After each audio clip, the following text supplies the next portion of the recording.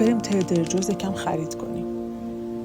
خیلی گلای خوشگل و تازه داره. یکی از فروشگاه مورد علاقه منه، فقط به خاطر اینکه صبح اول وقت اگه بیای میتونی خیلی گلای خوشگل و با قیمت مناسب بخری. همونچی که داری میبینی.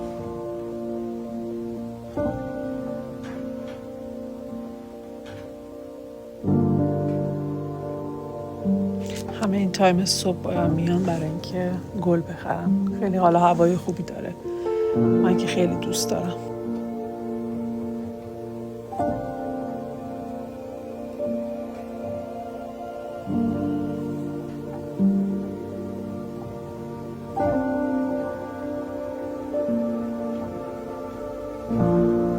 این هم گلای ما.